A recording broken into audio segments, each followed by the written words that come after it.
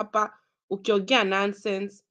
Election yetu ilikuwa imeibiwa na huyo criminal Chibukati, na utaona. Alafu natukanana ukisema ati tunaenda bora Islam. Si huko ni binadamu wanakaa? Kwani ni upwa wanakaa huko? Kwani Kibira si watu wanakaa? Hakuna nyumba za mawe huko Kibira. Unatukanana unasema ati waende Nyeri. Si wanaenda Nairobi? Si Kibira iko Nairobi? Kamukunji iko Nairobi ama iko wapi? Unashida ukiambia. Kwa nini unataja jina ya Kisu ya nini? Jina ya Nyeri. Kwa nini utaje jina ya nini? Jina ingine kama Kakamega ama useme nini Saburu? Unasema tu uko Central. Kwa nini? Alafu unashida ukiambia au kutukana na watu hapa. Yaani unakuanga, this guy is so funny. Nikwambia mimi sijaiona Waluo kama wewe. Mimi ninajua Waluo wengi sana. Very strong politician. Wanajua hiyo election iliibiwa. Huwezi kuja. Unajua mimi ukiongea hivi nasikia I feel almost depressed. Ukiongea nonsense. Vitu si za ukweli. Na our election was not free, credible. Huyo aliiba. Ruto aliibiwa. Aliiba. Hata yeye mwenyewe alisema nobody win or lose. Alijua, alafu anasema ni maombi, ni uchawi. Hiyo election hata ukiona kwa TV Ruto Raila ni alikuwa na nini mingi sana. Hiyo stadium yote uliona jana, hao ni watu walikuwa ama ni maua uliona. Na siku ile Ruto alikuwa anafanya maprogramu zake, hatukakuanga na watu wengi kwa nini, kwa hizo mavitu zake anakuja anaweka kukuanga na watu wengi, lakini Raila akikuanga na vitu kulikuwa kuna jaa. Raila ameibiwa na election. Hata 2017 waliibiwa. Afu nasema aibi wangu. Election ile imekuwa kwetu Kenya free fair, it was 2002. Siku ile Raila alisema Kibaki tosha. Watu wakavote. Watu wa Central walivote kwa Kibaki wengi sana. So usidhani sisi ndio wajinga. Unakuja unapigana unatafuta uongo kabisa, uongo kila siku, unatafuta uongo kila siku. Na wewe ni mzee, si kijana. Wewe ni baba mzee. Unapigana na watu hapa. Utuheshimi. Our election was stolen and we want our justice. We are still denied. We want our justice na huyu Chibukati criminal. Sieni alikuwa nataka si watu walichapo. Ulisikia vizuri watu wakichapo huko kwa Bomas vile walichapo? Ulisikia vibaya? Ulisikia vizuri? Kwa sababu wewe unapenda Chibukati. Si unaona hiyo ni mkora. Huwa anatakikana kuwe jela saa hii. Watu naibia kura innocent people. Uko na evidence, mtatuona. Hiyo mnakuaga mnacheza na sisi. Unakubaka unakuja hakutufinga, kutufunga, unavinga, unatuvunja roho zetu. Unakuwa unapigana na sisi kila siku ukikuja hapa, unakuja kila siku unakuja unafikiri sisi tunakuogopa tu, sisi tuogopi hizo chama zako za udaku. Sisi tunakuanga soba. Tunajua election yetu itaturudishia. Itarudi kwetu. Fanya vile unataka, itaturudishia. Na hata Sri Lanka vile walifanya, nobody know. Unaona vile walifanya Sri Lanka? Walienda huko mpaka wakaanza kuswim. Huko na watu walikuwa na swim huko. Kwa sababu watu wanataka haki. Haki ni must itagiki. Huwezi cheza na nini na katiba yetu. Huwezi cheza na nini na watu wameenda kuvote alafu naibia vote. Can you imagine unafanya you have been passed and then wanakwambia umepata E. Na unajua uko na A. How can you feel? It's the same shit. Our election was not free, fair and credible. Walituibia kwa alafu na compare America. Biden aliwin elections. Biden aliwin. Si compare, tunaongea about Kenya, Africa, tunaongea about America. America, we have the same democracy. We have the same value. Democracy. We are a lot of similar. when you talk about Senate and governor. We have even the ambassador of America. He said that. He said after 1998, when we have a terrorist, when Osama bin Laden, he said terrorist. From that time, we have been working together with America against international terrorists. Even Kibaki went there to meet George Bush to fight against terrorists. Even me, I'm always against terrorists. I'm against. We work together with America. So America, we have a similar Democrats. We call Democrats. Even they know that. Niwa watitini wa nini waliingia wakaza kuibia Ruto kura. Na ujue Ruto alikuwa anasema atafanya kazi na nini? Na Russia. Nakuja na wanatuibia kura live. Kwa nini sisi hatuendi kuiba kura zao? Watu wa UK na Amerika. Si waliingiza Ruto, hata sasa watajua. Hiyo State House haiwezi ingiwa na mtu si haki. Ni must igiwe na haki. Hiyo si mchezo. State House si kitu ya kucheza ovyo ovyo. Inaingizwa na haki. Hata 2007 unaona vile kulifanyika. Kibaki unaona vile vitu zilifanyika. Ikuanga ovyo ovyo. Unaona vile watu walichapwa. Vile hata Kofi Annan akakuja Kenya kutuweka pamoja. Na huyo jamaa ni yeye alileta hiyo vita. Ni jamaa anakuanga anapenda tribalism. Sasa I don't know which country you come from. You are a little bit funny and I respect you, but I don't know who you are. You are really, I get irritated with you all the time when you are talking here. Nonsense. You need to open your eyes and you see the truth. And you open your heart and you feel. And you be real. Okay, thank you. That's what Okay, thank you. Thank you. Thank you, Rhoda. Ndusi.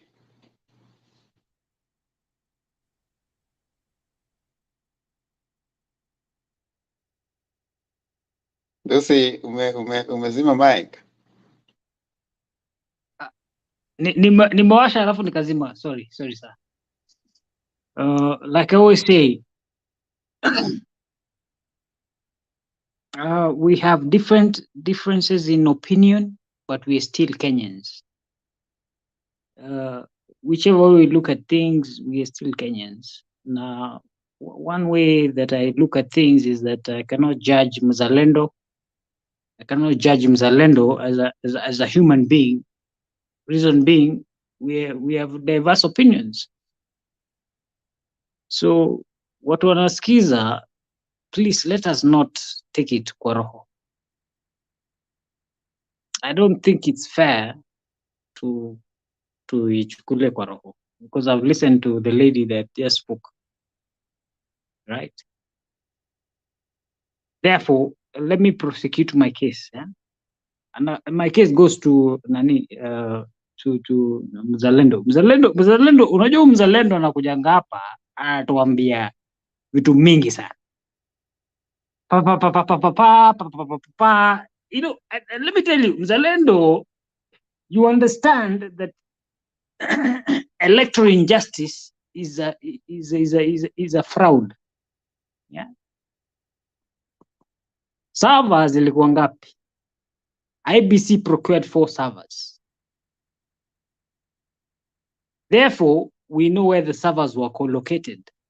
And you know, to the average Kenyan, they will probably not know this. But some of us are tech savvy and we understand some of these things, right? So allow me to educate Kenyans. Server moja ilikuwa huko, ingine ilikuwa hapa, ingine iko huku, na ingine ilikuwa na ule jamaa. 4 servers. And that's why I say electro fraud, we are not going to tolerate that. Huh? I'm not going to mention, I protect myself. Huh? But I can see these are cloud servers, right? These are cloud servers. Cloud servers means isn't a servers hosted somewhere. Purchase server na imehostiwa tu mahali. Yeah. You don't even have to, it's not even a physical logistical thing that you can actually touch. No. It's a cloud server. Therefore, the game was planned from the word go. Na mimi from the way mi nafanya investigation yangu, hata kama sina information, mimi siko close to Baba, but I'm very close to Kalonzo. Kalichezwa. Kama kalichezwa, and let us not pretend, mzalendo. And I'm addressing you wewe mwenye unaandika. Andika. Yeah, I know you're going to respond to me. Kalichezwa. So unajua ukicheza game ukishikwa, kubali.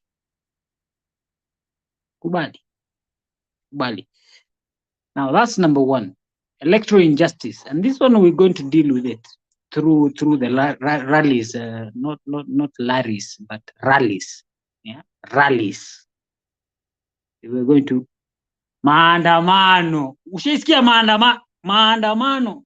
Now let me tell you, let nobody fool you people that somebody is sponsoring the maandamano. Yeah, Hizi ni wadosi, tuko na pesa, tunaweza enda any corner of this country and we will preach the gospel of truth and justice. We don't need anybody to sponsor us, not even the international community. But Baba alisema, goja Baba atarudi. I don't want to preempt anything that Baba is going to say. I don't want to somebody. There's a funny guy who came here. Alikuwa anaitwa Zakayo mwingine. Alikuwa anaitwa nani? Fabrizio. Taka. Anakuja kutuambia vitu mingi. It's like anataka to preempt kenye tunataka kufanya. That we know what we're supposed to do as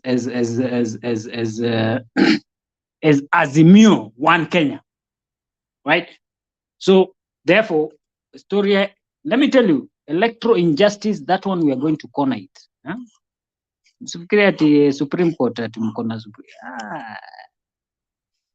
that one I'm telling you, take it to the bank. The voice of the people is the voice of God.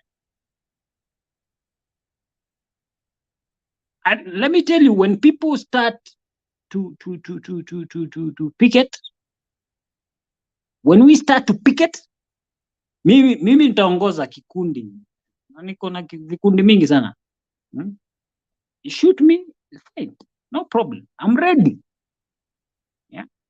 Mimi niko tayari as Nathan Zusi. I never hide my name. You get what I'm saying? Neither do I hide my face. And I'm telling you, no retreat, no surrender. Kuna movie liko inaitwa hivyo, Temba, if you remember. Kwa watu hii. No retreat, no surrender. Yeah. Therefore, what I'm trying to say is this. We are going to do everything according to the law. As my party leader says. Mzalendo, nataka unisikize vizuri. Because I don't want you to preempt anything. Ati uanze kusema ati majamaa. Look at my face and record this video and send it to your boss. Umwambie Ndusi amesema tutafanya hivi na hivi. And this is the voice of the people. Bunge la mwananchi mnaenda kushika Gaucho. Gaucho amefanya makosa gani?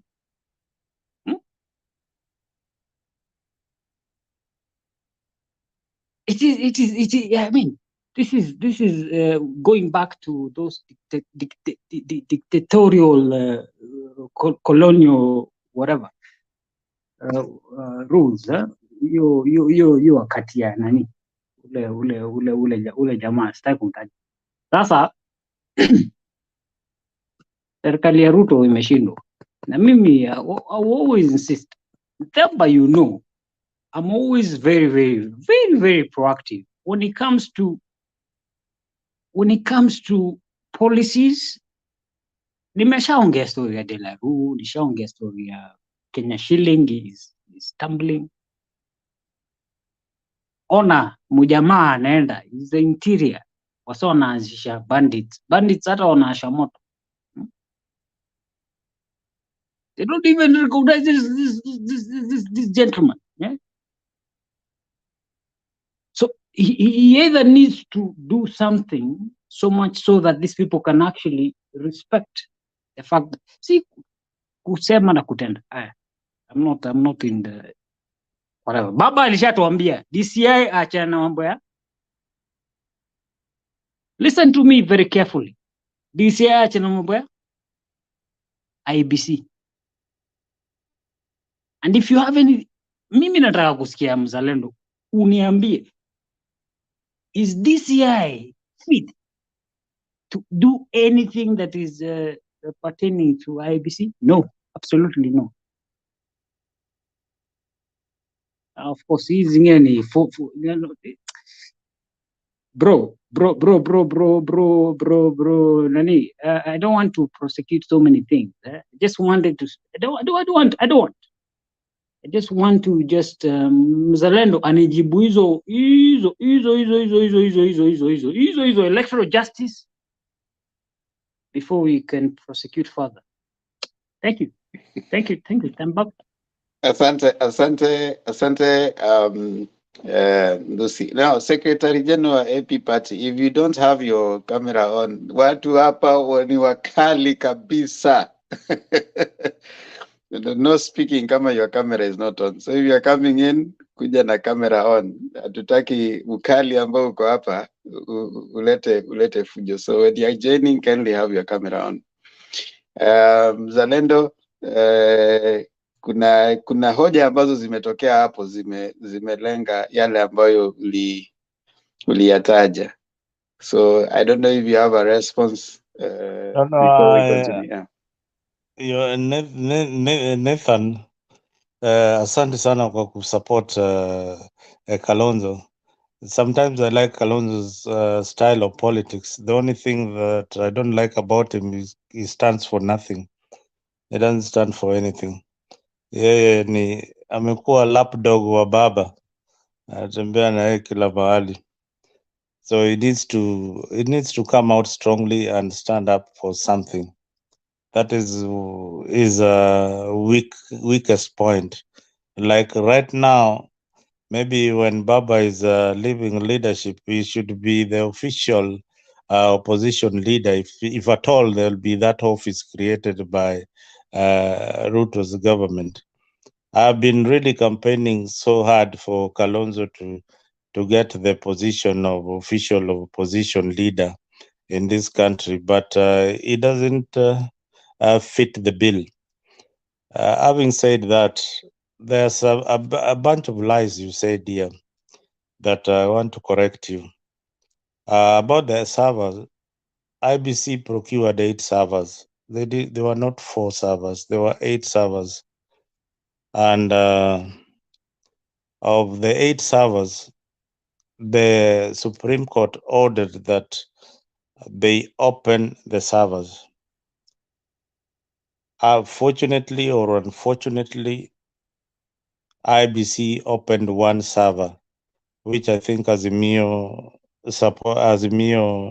IT gurus had access to, but they could not get into the other 7 servers, or whatever they had access to is what they didn't need.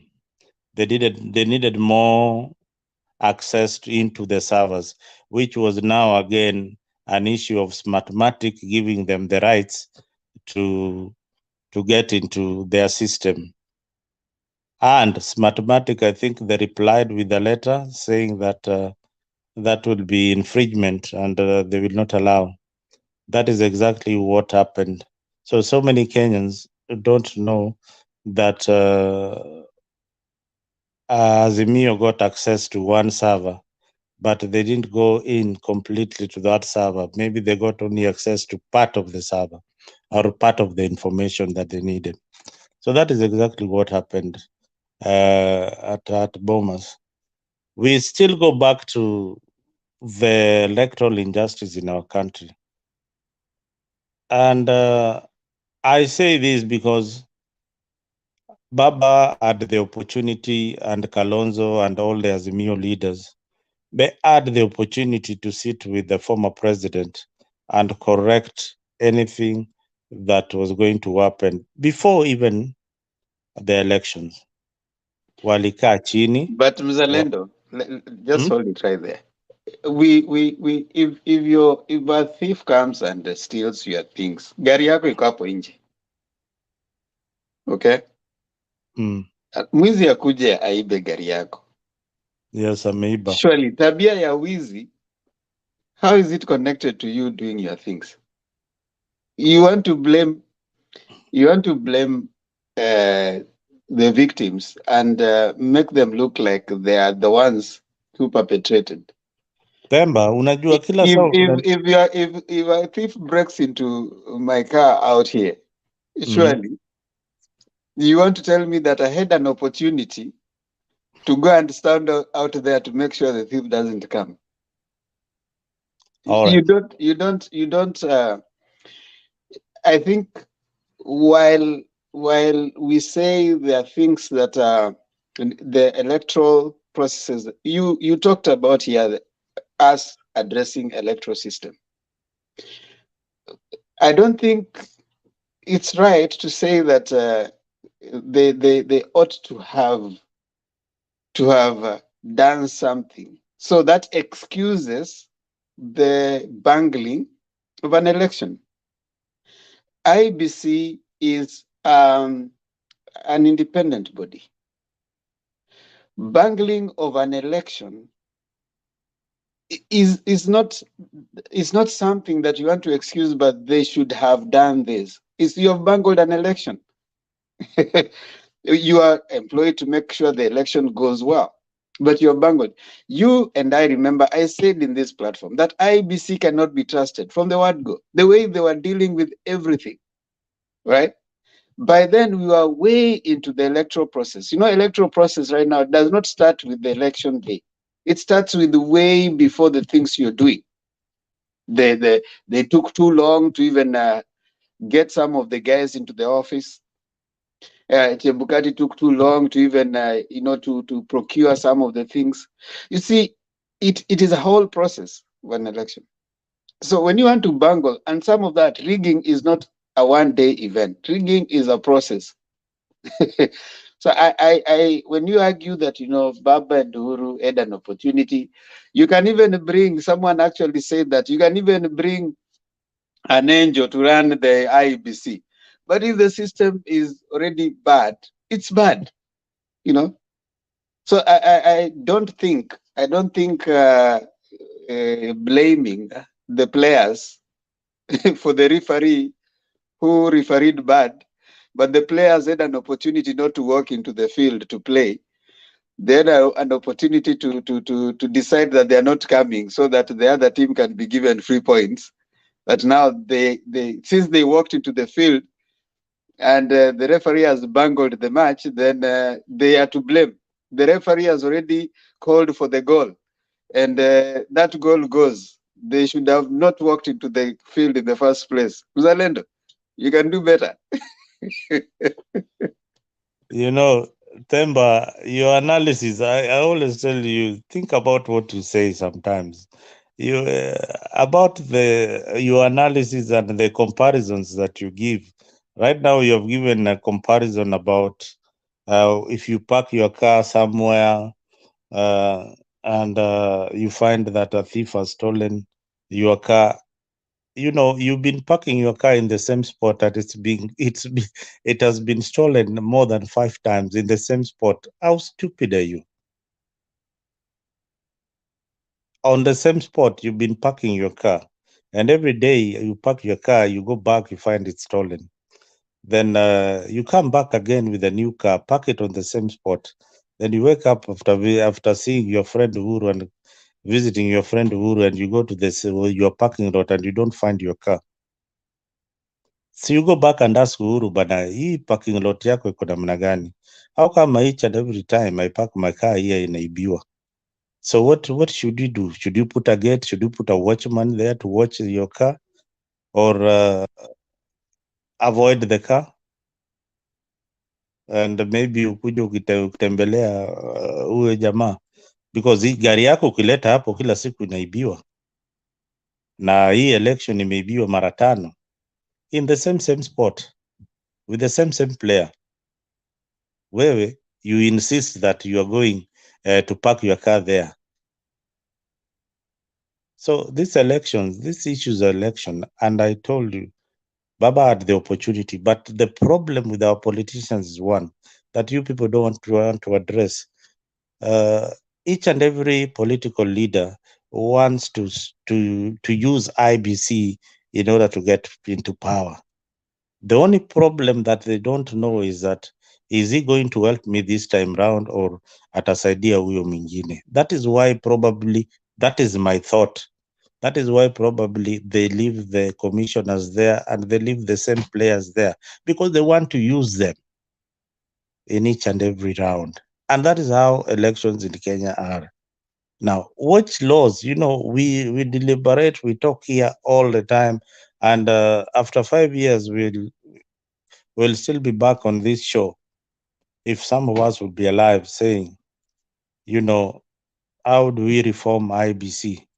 How do we change IBC into something that can work for us? Because Ruto will be on the ballot, and I can assure you, with the same team, Ruto is still going to beat you, probably with 3 million votes plus, with the same mentality.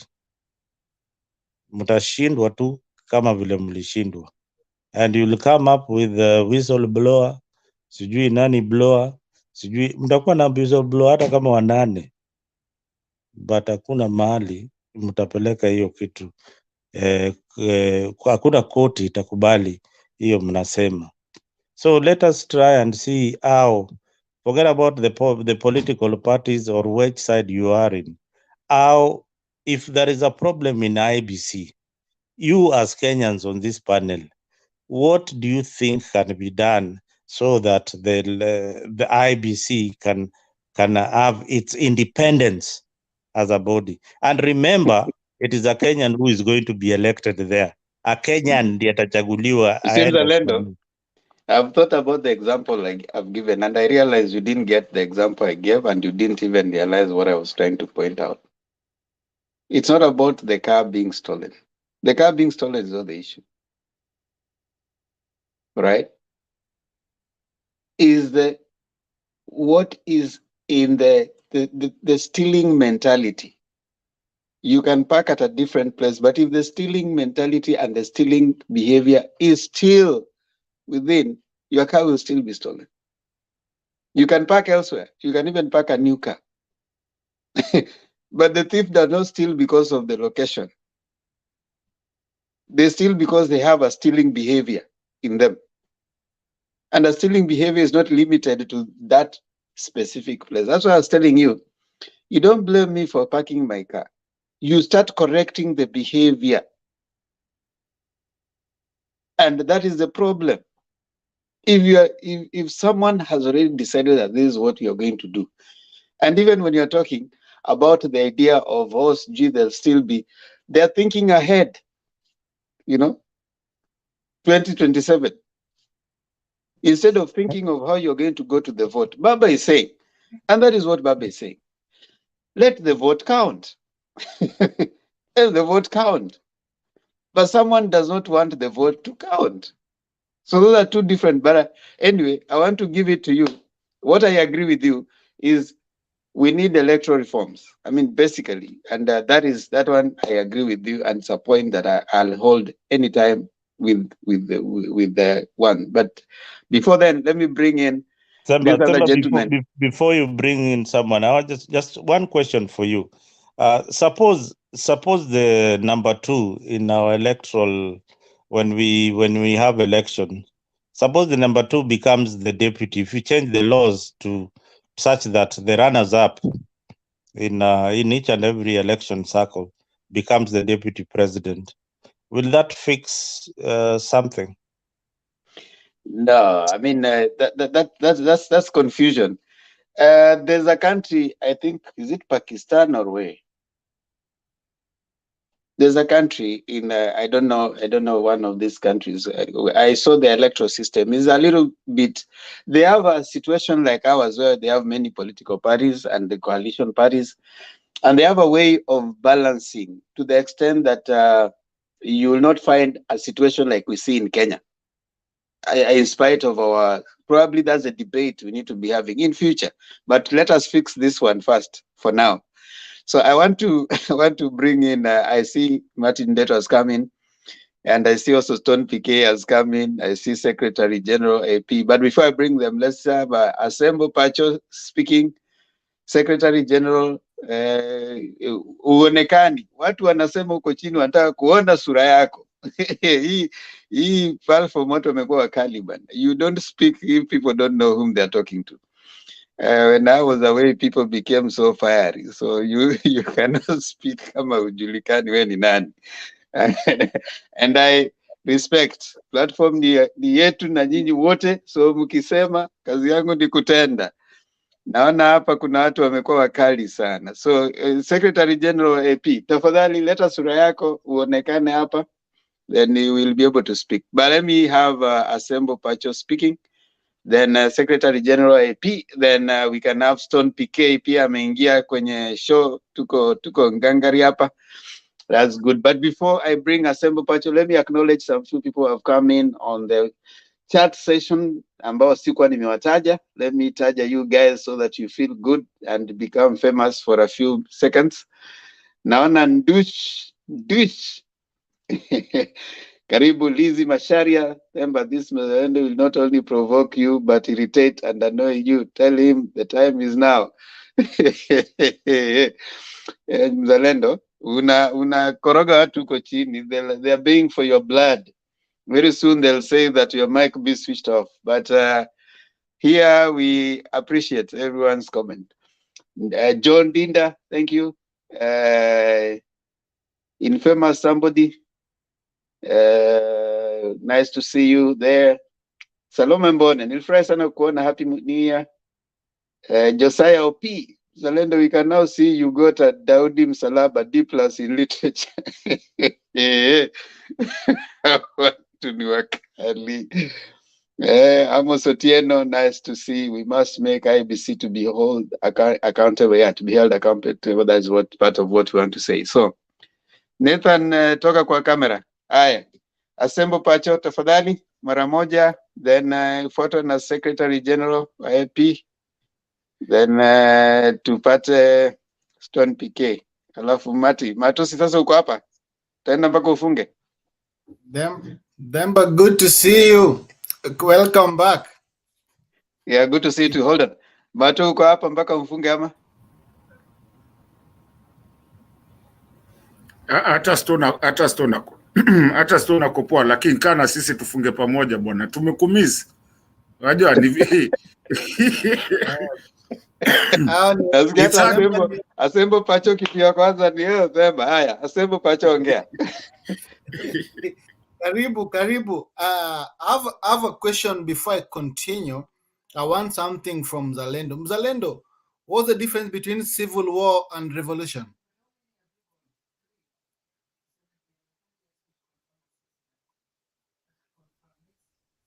No, a revolution is won by the people. A change of a change of government through probably it starts in a small way, picketing and all that to change the power that is ruling the government of the day. Civil war is war, just like the same way you were saying, like what is happening in Congo DRC, how this Museveni came into power. They came through civil war. Yeah, a military kind of based organization agitating for reforms in their own way, and they take power through the gun. That is a civil war.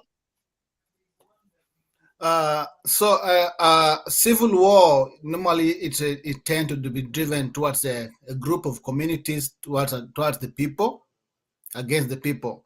at times that end up being a civil war, not necessarily the military. Revolution basically is driven by economy, political, and social change in a country. I've seen a headline of a tribal thing, and this is what I've been talking about this thing before, and this is what Uda people are trying to do right now. There's no tribalism per se to come to elections.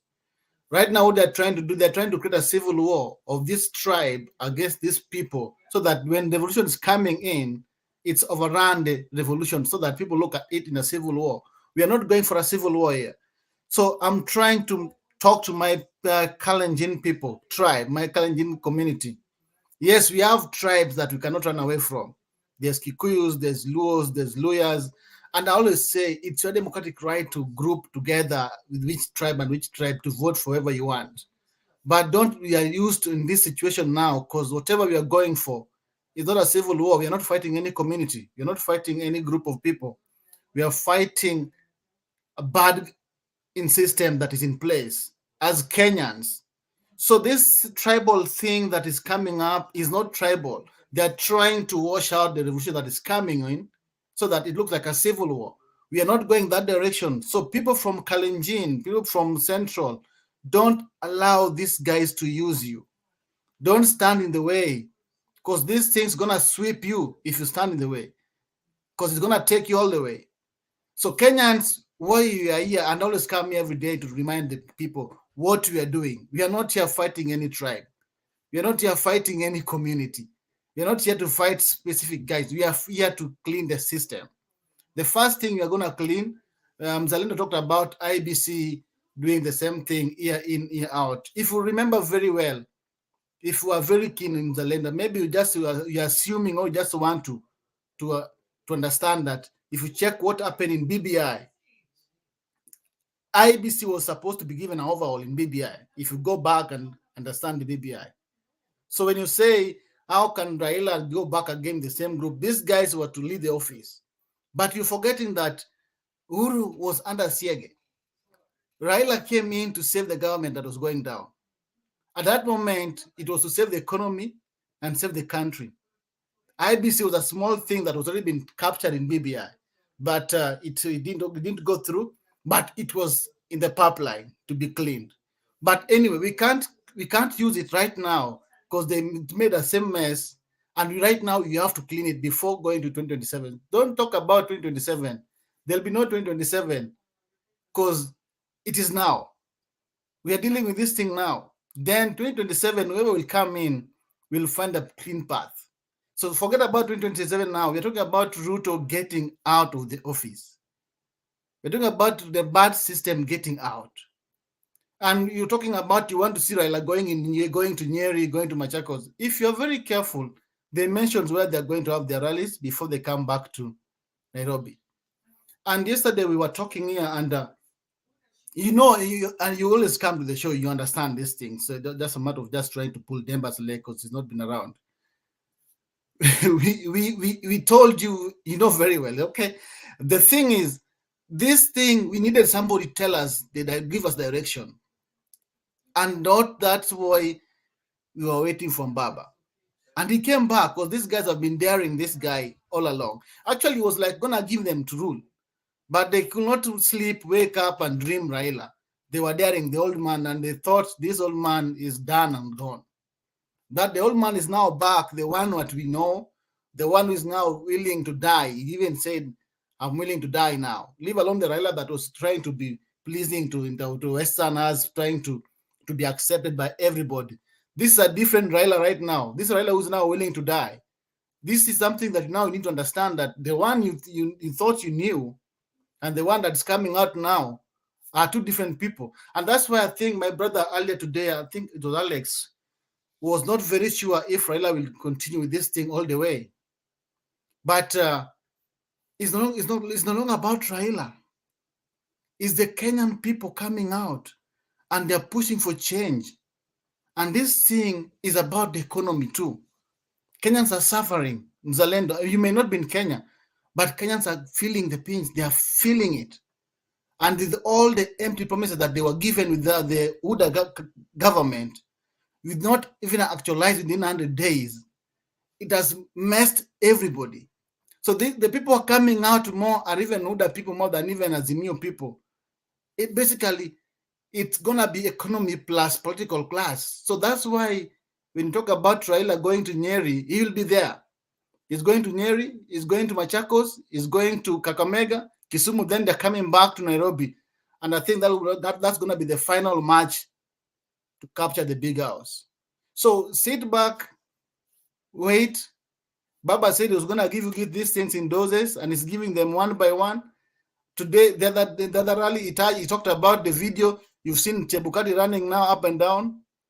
Because it's giving them that, and that's how it's done. You charge the crowd. Like, you don't give everything at a go. They tend to understand what you're doing. So you remove one, you wait and see how they react. You remove another one, and you see the way they react. And by removing one by one, you see how crowd keep on changing. If you look at the crowd at Kamukunji, and look at the crowd at Jacaranda, and now look at the crowd that's going to come in Kibera, you'll feel different crowd and the charges. Then you can understand what's happening. So Mzalendo, you guys are doubting Raila of today, and you'll be in for a rude shock. The old man is ready for everything. And I don't know why you guys are going for the MCAs. You know where Raila is. He's out of the country. He's coming back. Wait for him at the airport to get him. Get hold of him. Don't go for the MCAs. I'm seeing you arresting the MCAs. No. You know when he's getting back into the country. Wait for him right there, the APAs and just you get over the old man. Take him. Then now you get to feel and understand who Raila is. So don't go for the MCAs. Don't go for us. Don't come for us and them Bazia. You wait for Raila the day he's jetting in. Tell him, young old man, we are here for you, and you've been causing problems. It's time for you to go and sleep in committee. And then now you understand what you're doing. But going for Demba, going for MCAs, come on. We started it. You called for it. It's coming for you. So I'm just here to remind my people from Central and my people from Kalenjin areas, don't be used in this war. Don't allow these guys to turn this revolution thing into a civil war. We are not against any tribe here. We're not against any community. We are not fighting us. We are fighting the bad system. And we must clean the system so that the people who are coming after will find a good country to live in. Will find a place that they call home, that their voices matter. If they vote, if me and Nathan and Stone get together to form a party, Demba, Mzalendo, Kenyan with love form a party. But if my vote and Stone PK's vote overrules, that's what we need to see taking the day. But not few corrupt individuals who go and paid few dollars and here, then come and give us a different results. That's what we are fighting, and that's what we are cleaning. So 2027, we'll talk about it after your team stepped aside, and we can see what to do with them. We can decide to tell them to get out of the country, to find another life somewhere, or we can give them some days in the prison if you want to. But for now, we don't talk about 2027 here. We are not talking about 2027. There'll be no 2027 before we correct it right now. So forget about 2027, Zalendo. Think about tomorrow, how we're cleaning the system. Thank you so much, Demba, for the time. Any question for me, I'll be here. Yeah, thank you, Assemble. Assemble, anasema, forget about 2027. 2022 has not yet been sorted. And number two, I don't know why you want us to take rallies to Nyeri, rallies to those other things. Even places where they have had revolutions, they march to the capital city. They don't march to the villages. They march to the capital city. And Nairobi is the capital city of Kenya right now. Do you know Raila doesn't need to hold any rally even in Mombasa or Kisumu or Nyeri or anywhere? If you are to mount a very serious, you only need to hold Nairobi hostage. Nairobi, make sure because it's the capital city. There will be no aircrafts flying in. There will be no movement of people. I mean, economy will stop. So this issue of saying, oh, they need to go to Nyeri, you don't need to go to Nyeri. You don't even need to go to Kisumu. You don't even need to go to Mombasa. You don't need all that. You only need to hold Nairobi hostage. you hold a sitting in Nairobi. That's it. I mean, you stop this thing of saying you're going to this place. And before, like someone said here, before Chebukati was not speaking.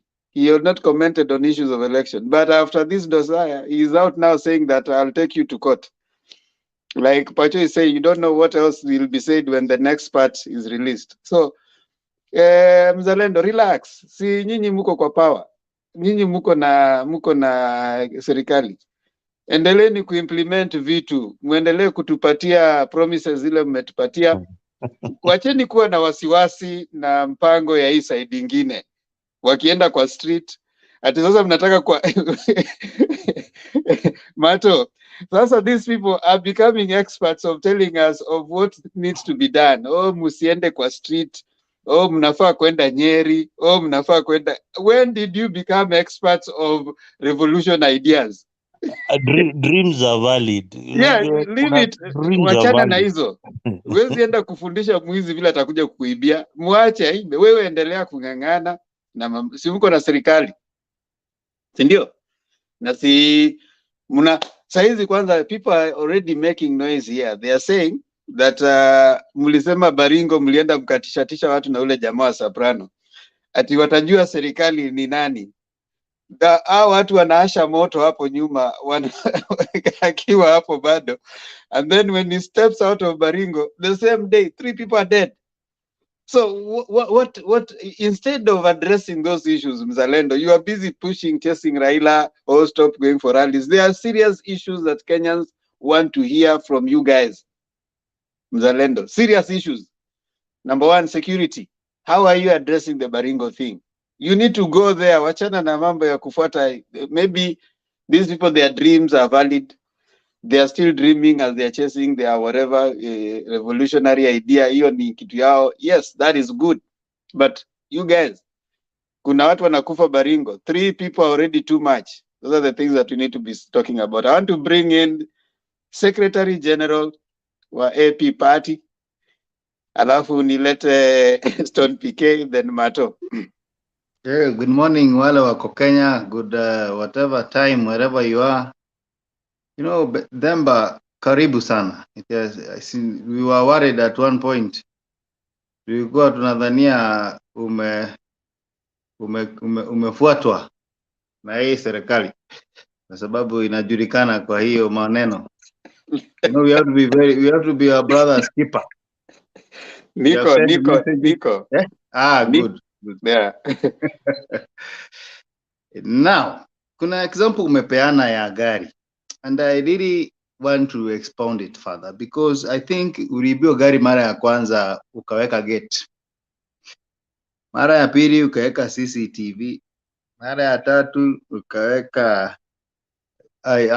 alarm kwa gari.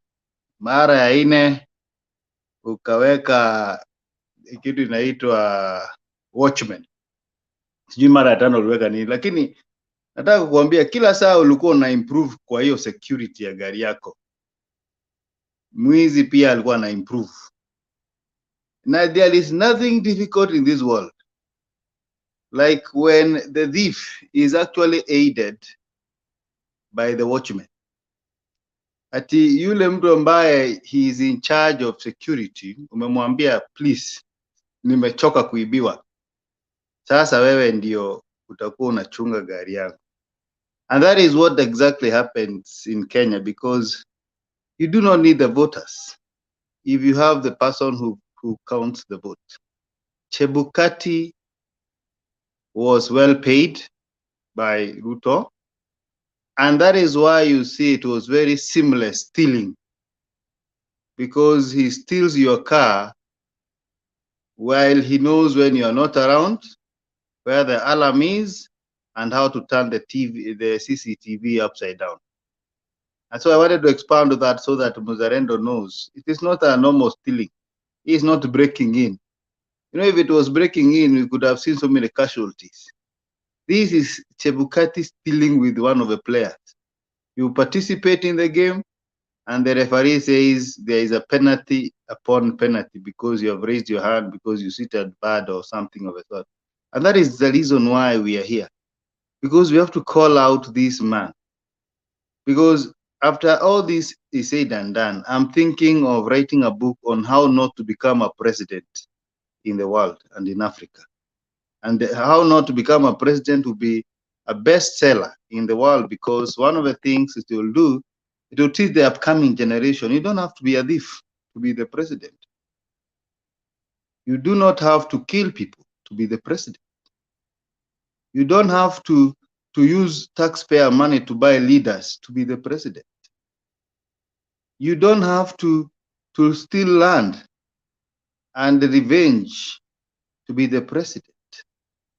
And when the time comes, I'll ask materials from everybody. Stone PK, I know he has enough materials. Kenyan with love, Themba, yeah, Nathan, assemble. You bring the materials so that we write a book, so that our generation does not believe that you can be a wash in this country and become something, that crime pays in this country, because that is what it happens. And therefore, I woke up because I was so disgusted when I had some people praising thievery and thuggery. That thuggery, we can't do without it, so we have to accept and move on. There is nothing like accepting and moving on. I think for the first time in Africa, we are going to stop it.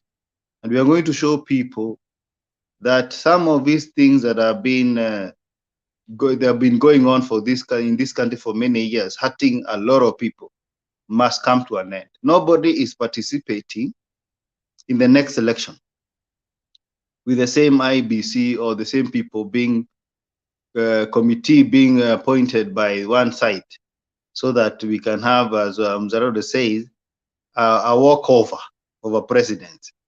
You know the funny thing about this presidency and this Kenya Kwanza is that there is nothing they are good at. They are only good at stealing and lies. But you look at the state of the economy. Yesterday I watched news, and I'm actually watching it this morning because they are repeating. You see governors complaining since October. There are some counties that have never been allocated money. Yeah, doctors have given another threat of a strike. Budgetary in this country, yeah, we have given a minister who is a choir master telling us, try me, sijui do what, things that have never been seen, even Wakina Gaiseri. And even when Kenya was, I think, in the worst security, worst security issues, we have never had such a minister wearing sijui nguo za jeshi and trying daring people who are burning the bush the next door. Yeah, it is a pity. And you steal election, and what we expect from you is to cover that election with good deeds, improve the lives of the people. But what do we see instead? You are appointing thugs, rapists, yeah, dropping cases of corrupt people in the country, and you expect things to work for you? This is a minority government, a very unpopular government, and I don't think even the hustlers themselves, except those who have been well paid by Itumbi, can defend this government. And therefore, we are in that situation. And we have said this time around, there will be no IBC to be appointed by one person. That one, it is not going to happen. I can tell you from where I sit.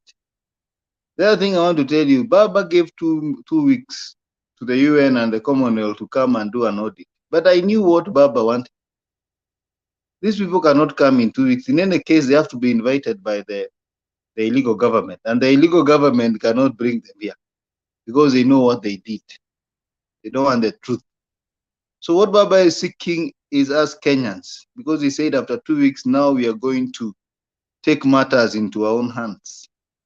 What that means, because the Constitution gives us the powers as people to exercise our sovereignty and our rights through the elected representatives, or we can exercise it directly.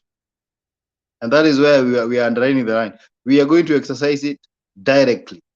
And those who are inviting people to Nyeri, let them come, because let me tell you one thing you'll never see in Mount Kenya. You'll never see anybody throwing stones. They might not attend, but they will be. I think the only place we'll have issues is maybe Rift Valley, because they are good, they are warriors. But in Mount Kenya, Baba can come to Mount Kenya, he can come to Nyeri, he is welcomed. Because this thing is not affecting only the Luos, or it's affecting the Kikuyus, affecting everybody. When you have bad governance and leaders who have, the Bible talks about in the 1 Corinthians chapter 4, verses 32. I told you I'm a theologian, in and out.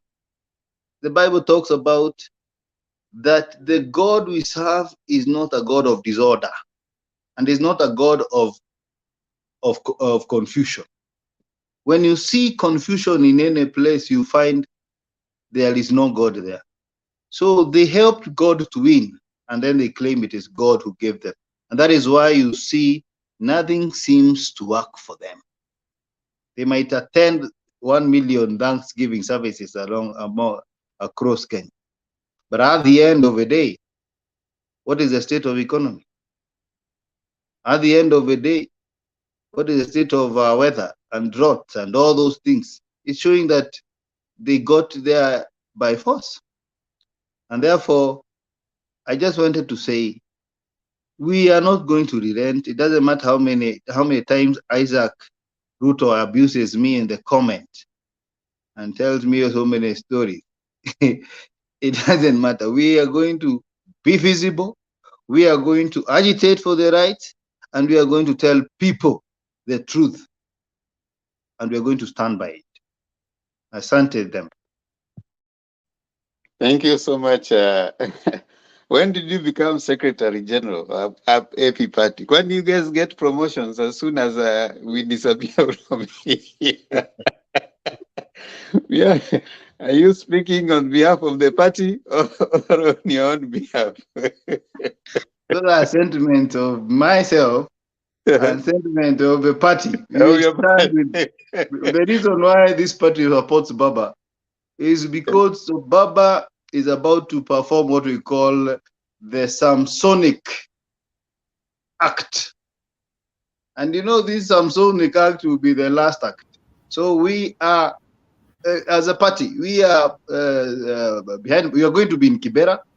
I might even speak there, because we want Baba. We want to take Baba. They have cut his eyes, gouged his eyes, and but Baba has now the last act to commit, which is to deliver this country from electoral malpractice.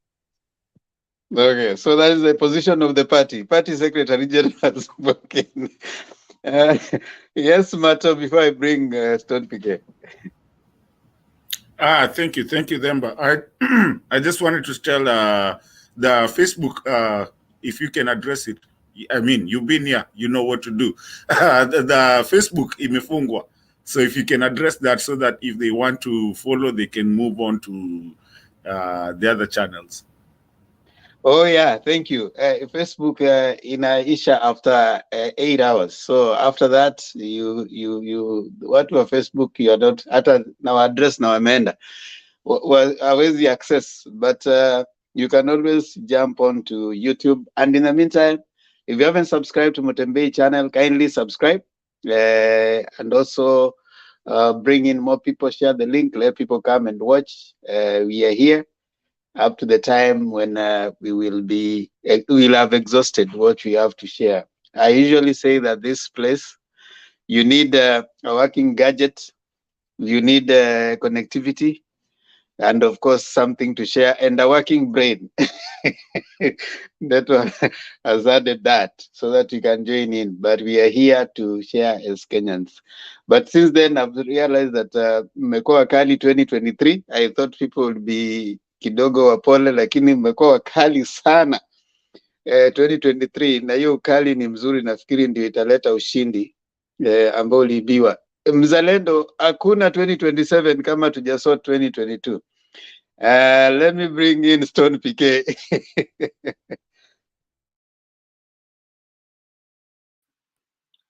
Thank you, Themba. Sijui kama mnanisikia. Hey, good to see you Themba. Although tulikuwa pamoja upande zile zingine, but nilikuwa nimeshindwa imekuaje, lakini nika understand hizo leave tulizichukua kila mtu tani yake, wengine tulichukua muda mrefu, wengine mdogo, unajua. Sasa tume regain. Welcome back bro. Good to see Kenyan with love. Nathan Ndusi Asembo Pacho. Secretary General, thank you very, very, very much. Na nitachukulia mahali ameachia. Na mahali Themba pia amesema 2023 tulisema hata si debate, tuna debate. In fact, we don't know why we are entertaining the Mzalendos, sijui na wengine wako huko kando, because hakuna kitu tunawafunza. We are not teaching people anything. Tuli debate before 9th August, who was better than the other. We really did it day and night. Maazimio walikuwa wanaeleza, ma KK wakaeleza yao. Yeah, tukaenda mbioni. Then of course KK knows what they did. Now they have to deal na hiyo hali. Hiyo hali ndio wanatakiwa wa deal nayo. Si kukuja kutuuliza na kutuambia sijui hii haiwezi fanya. Remember you've alluded to that. They are wasting their time. Sisi tunajua ni wezi. Na mwizi ni kufukuzana, unafukuzana na yeye mpaka ushike. Na Kenya huwa ukishika mwizi unanyonga. That is the truth. Kenyans have no patience na mwizi because Kenyans wengi ni wezi. Tuko wezi wengi. Sasa mwizi hataki mwizi mwenzake. Au unaona hapa akina Mzalendo hao wana support Ruto. They are all thieves by extension, because if you support a thief and pretend, for example, I hear somebody bringing in the issue at Raila had times, he had 5 times to correct it. That's a very tired argument. Yeah, if you steal for me 5 times, maybe I'm weak. But sasa ndio tumesema I buy a Calgosta. Those of you who know what those machines are, na kungojea ukija I blow off your brain. That is what we are doing. Mumeiba, it is now, sasa ni mwisho. In fact, I tell people on this platform, stop being diplomatic, sijui we can't shed blood. Blood will be shed. That's a fact. Because Ruto will refuse. Hata tukivamia ile State House, atajaribu, si ni Moran. Yeah, ni Moran. So he will resist. He will not do like the Sri Lankan guy ule alishukia kwa dirisha. Chimney actually, inasemekana alitokea kwa chimney ndio ilipuliwa. Akateremshwa akapelekwa mbio airport. And that's why it was saved. This Ruto man will resist. With the Wazalendos, kama Mzalendo, they will insist that nothing is going to happen. So it's going to be tough. And unfortunately, we've seen where people bring in tribal card. It's not a new script to Nigeria. And Ruto is from the Kalenjin tribe, which had Moi as the president. Moi is the one who started things called land clashes, tribal clashes. You know, I told you Kenyans are initiators of new things. When they started tribal classes in 1997, I think, and thereabout, if I'm not, I don't know, I can't remember very well, but it started as what they were calling it land. Then they baptized it to tribal. Okay? Tribal clashes. Why? And ilikuwa inainitiatiwa during election. I mean, just before election. To do what? To scatter people so that they don't vote the opposition. Those who are young, I think you should learn from that. And I think Mzalendo was old enough. He must be having that script. So, when they say itakuwa tribe, ukabila, there's nothing new. So what we are saying, ukichukua hiyo, the way Asembo amesema, if you buy that and you want to be put in that basket of tribal, ole wako, you'll be swept. Utapitwa na wewe. It's up to you. If you want to come saying it's your tribe that is being attacked and you're unajidai ni warrior, you come, you'll be swept because this thing is too strong. It's too strong. You've just heard what has happened in South Africa, and South Africa has actually reversed and apologized to Baba.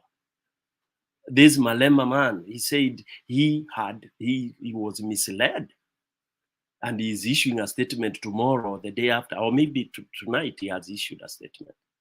because he was among the first people to try and say Ruto had won.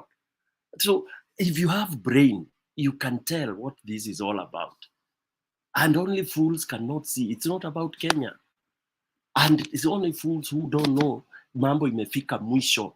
It is either this mistake is corrected once and for all, and it's not only for Kenya, it's being corrected for Africa. So ukikaa pale kwa keyboard unasema, oh, it's going to be messy. Yes, it is true. It's going to be messy. The only thing we want to do is to control the mess, to minimize the collateral damage by educating Kenyans that there is nothing like tribal. We will be, tutakuwa makabila 47 mpaka Yesu arudi. So kutuletea ujinga kujaribu kusema ni Kalenjin versus, we can isolate Kalenjin if you want to enter there, na utaumia. You can be isolated by the 46 tribes. What will you do? I'm just calling it as it is. So to musilete hiyo ujinga ati tribal. Kenya is tribal. And we have tribes. And we never chose to be born where we were born. But don't bring that card stupidly. We are too smart. Okay? This thing is about electoral injustice. And those of us who are telling us we should have corrected, what is reform? At the electoral reform. How will you reform when all those people are thieves? It is kumaliza and kuleta mtu ambaye, even if it's handpicking people who can be honest and sincere to deliver an election.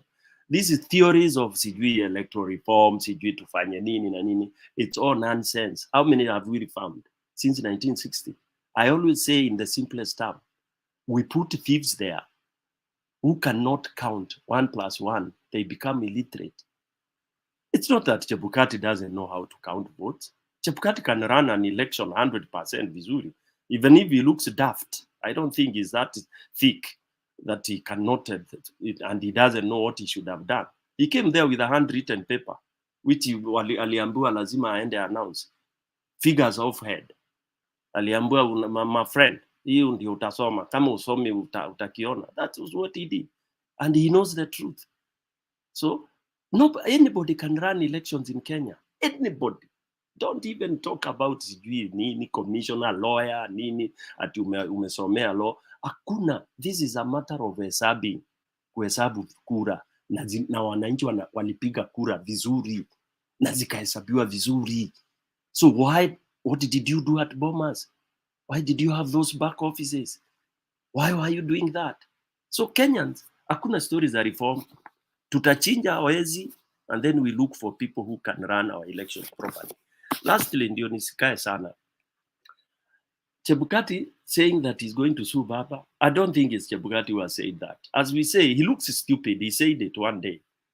I may look stupid, but I'm not that stupid. I also don't think he's that stupid. I don't think he is, with all due respect, for the fact that he's older than us and he's fit to be our dad and all that. So I'll spare him a little bit. He can't be that stupid. This is stupidity of Kenya Kwanza. Leaders, Ruto and the others, they're the ones who can concoct this nonsense. This media person, this person who went to kill himself and attract sympathy. Itumbi. Hiyo ni rubbish yao. Sasa unasuu Baba. Wacha niachane na hiyo. Anyway, for me that is a non-starter. Whoever pulled that one is a very silly, tired thing, which we know. UDA they pulled. They have no thinkers. Tulikuwa tunaambiwa Kinandi, they are thinkers. The moment they swallowed that yellow stuff, they even don't talk. They can't reason. You even wonder when you are told they were economists in big organizations. Yeah. Once you wear that hat, unakuwa yellow. The brain becomes yellow. You cannot even reason in the smallest iota. So basically, Chebukati can do whatever he wants if it is true, but I don't think it's true that he's going to sue, because this will be very embarrassing. There are videos all over. Even if Baba says he didn't, he has it. It's only, again, fools who don't know that these days people have CCTVs all over. So if it's true he went to see Baba, he's on TV. And then tukionyeshwa ndio tutaambiwa sasa what was the content And Baba gave you the content. Alisema tulipokataa hivi, kule kwengine ulienda ulifanyiwa nini? So it is Chebukati who will tell us what he did. Again, let me say, Mzalendo talked about servers being open again. Again, that's another nonsense. It is tired. Yeah, knowing whether it is one server that was open and the 7 were not opened. All that hiyo tumeweka ni trash. Hizo masava mfungue msifungue, tutawafagia nazo zote. You can even keep them. Okay, where this thing has reached is a point of no return, and I sympathize with Ruto. I wish he can for once use his head, because he can stop this thing from happening. But because he's so foolish, he's so worrisome, he says he won. I've never seen somebody, a thief who is this strong, honestly.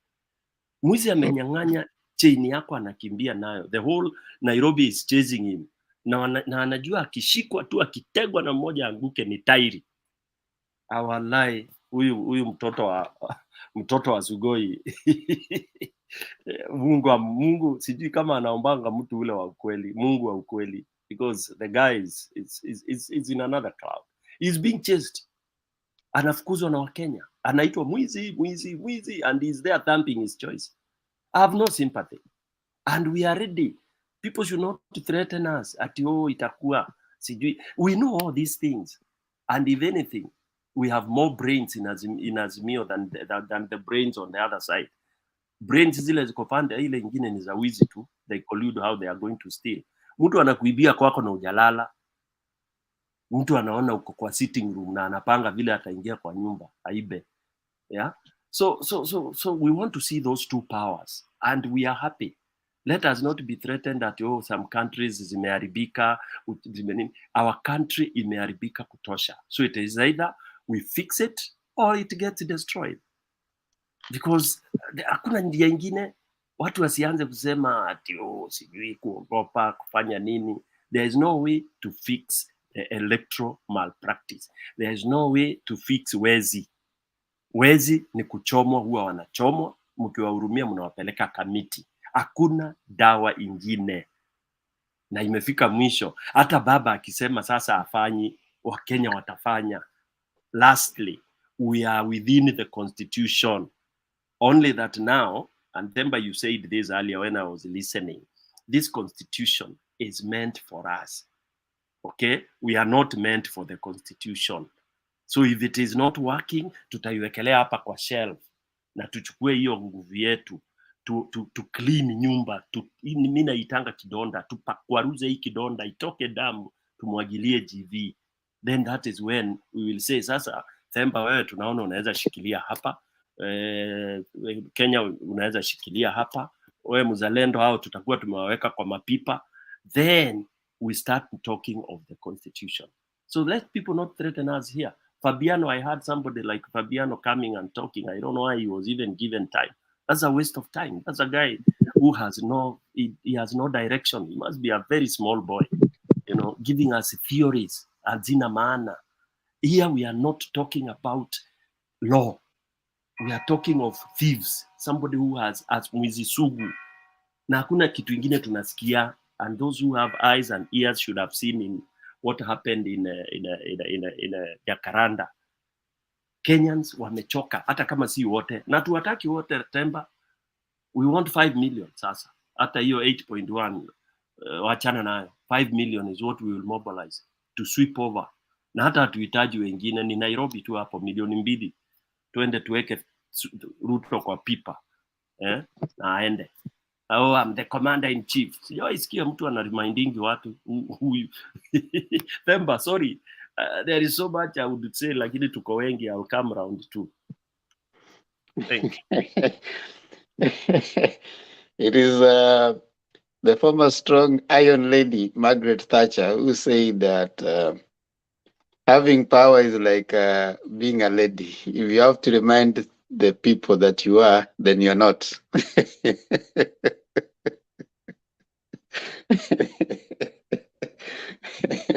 Yeah, if you have power, you don't have to keep on telling people I have power. And if you are a lady, you don't have to keep on saying I'm a lady. So if you have to remind people you are, then you're not. That was Margaret Thatcher.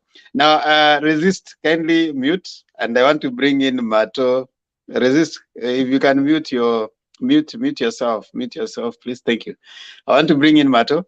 Mato, endelea alafu ulete Resist ni pate kopo la chai. Nakuja.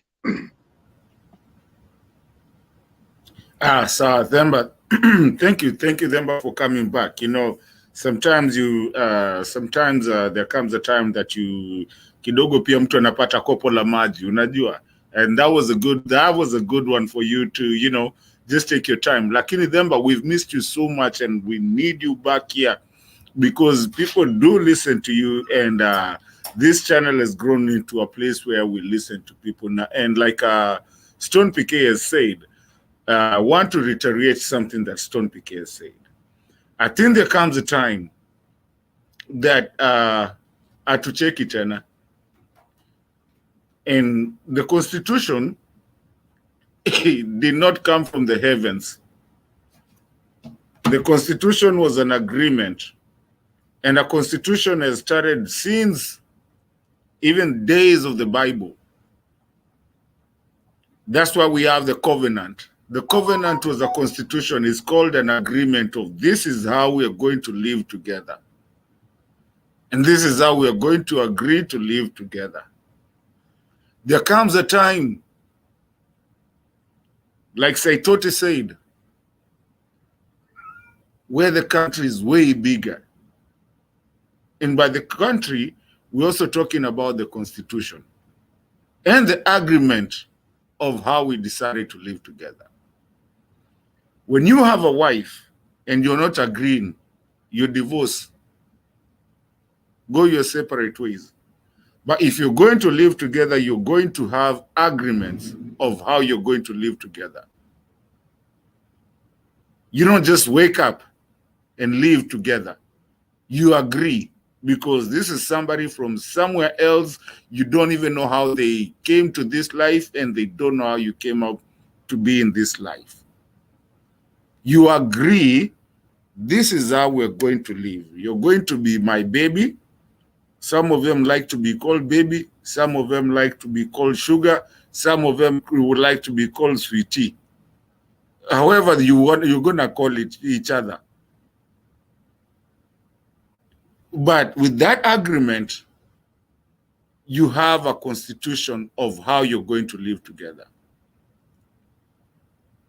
And so a country, especially our country, is one of the very few countries that actually have so many tribes that sometimes when you go outside in the world and try and tell people how many tribes is in your country, they get surprised. You tell them that we have what? 40 what? 50? Ndosi, ntakutoa. You can, in those, you can go get your water while your camera is still on. Yeah, thank you. So it's a way where the people don't understand the diversity that we have in our country. The diversity that we have in our country is just so humongous that you walk into people outside there in the world and tell them that how many tribes that you were, and they get very surprised of what? How many? And so we do have a constitution, which is a covenant of how we're going to live together. But then when you're constantly subverting that constitution or that covenant, you're going obviously to get yourself into a problem, because people are going to say no. And when you're talking about revolution, it's not a revolution of we are against anyone or any kind of tribe. It's a revolution of we cannot sustain this kind of, misuse. We cannot sustain that. And we got very close to having something called secession. I don't know if people, I heard yesterday, I was here listening just from the backyard, from the background, somebody that was talking about mkifanya sijui nini Kalenjin amna Wakikuyu sijui itapotea.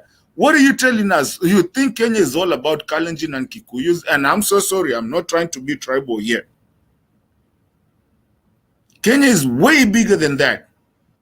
And unless people start understanding that, and that is what some of the leaders that we have, the Rutos of the day that they don't have and do not understand, is that even those that are fighting for are on the other side. They are not with them. They're not with the cartels anymore. And I can always tell you, because I know it, and you've heard in this channel here, you've had some, sorry, forgive me, I ask for forgiveness.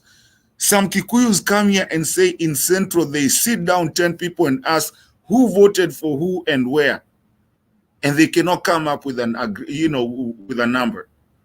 I've been here asking people, where did Ruto get their numbers? And I've always wanted to ask people that are not.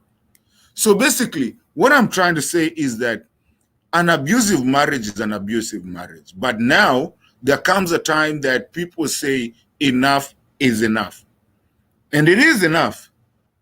And you will realize how much Kenya is so united right now that no one is talking about any tribe. Now, the people that are angry like Mzalendo, it's okay, run again for that seat. We'll support you. You will get there. But at least love our country. Not everybody that goes for an elective seat gets it on their first time. You always make fun of Raila. Raila's done it, 5 times? He's never gotten it. So you cannot be so salty about just one time. I mean, one time that you tried to get your seat.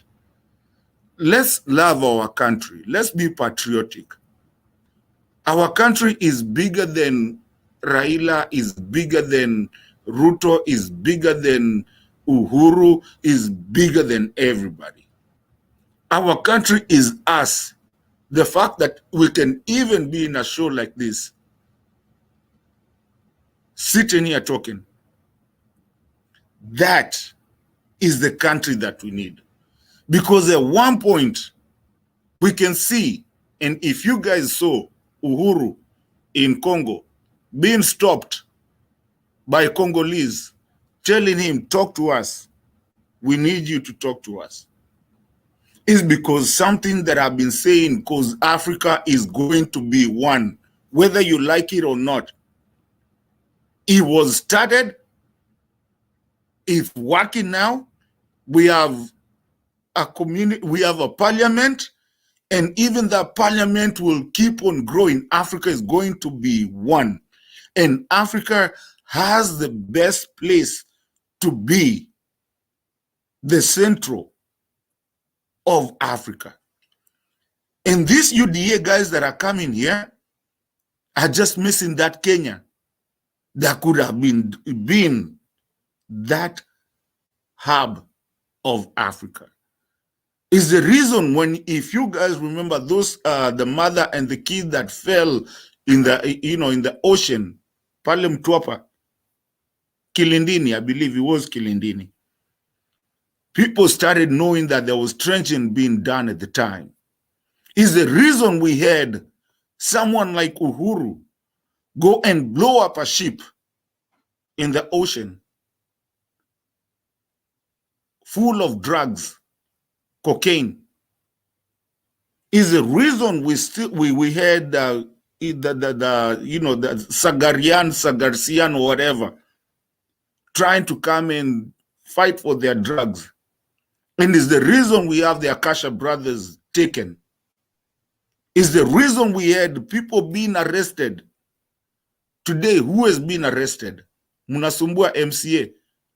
And the big people you're not.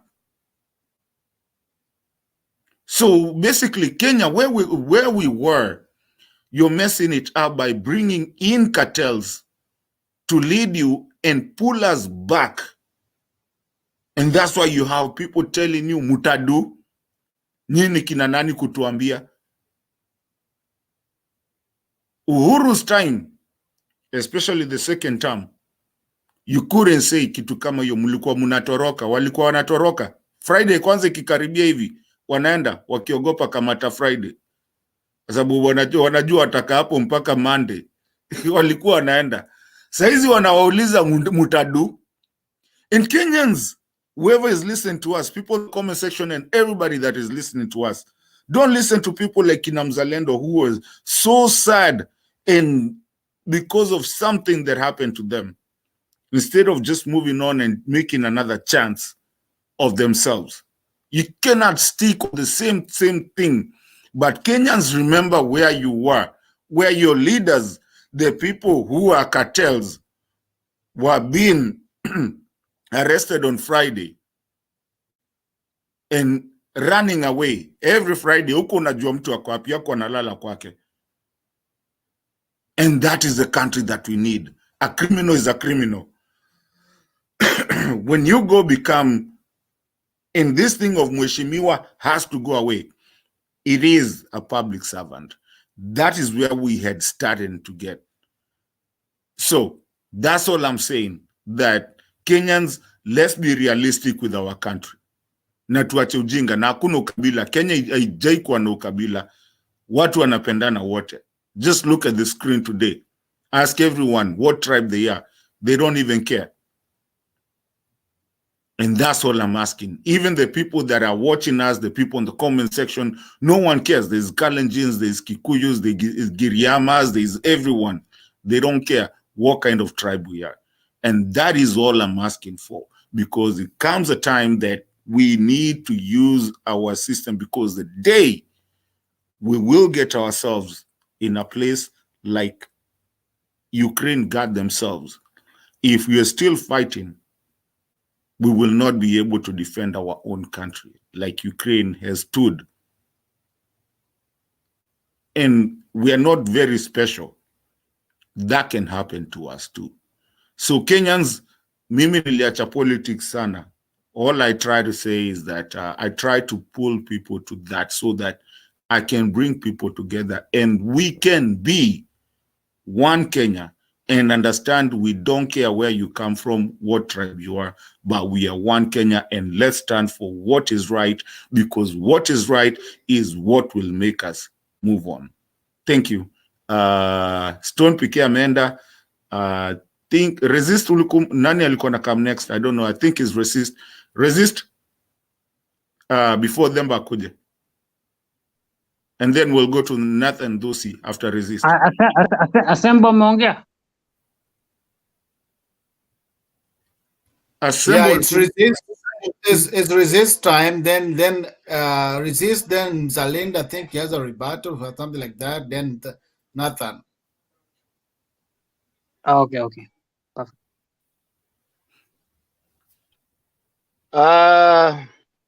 This is a resist.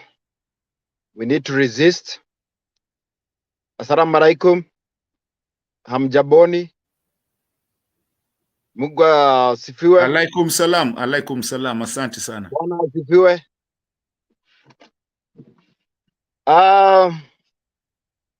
Mimi nitakuwa mfupi wa maneno. Kenyan with love. My brother in love. Stony PK nimekusikia. Nimesikia, I don't know whether he was assistant general or PK, I don't know. There was a guy there that was very, very well spoken. I've heard what all of them have to say. I know these conversations, they are being archived. So these are some of the things that should be prayed when all this cloud has passed. Because for me, hii ni mawingu inapita.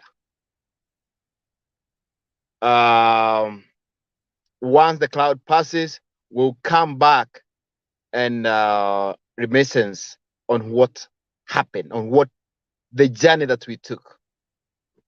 You remember before the elections, we had a lot of confidence. We knew that Azimio, as it was at the time, moving forward, it had cleared all the parts of the country. As per the estimates,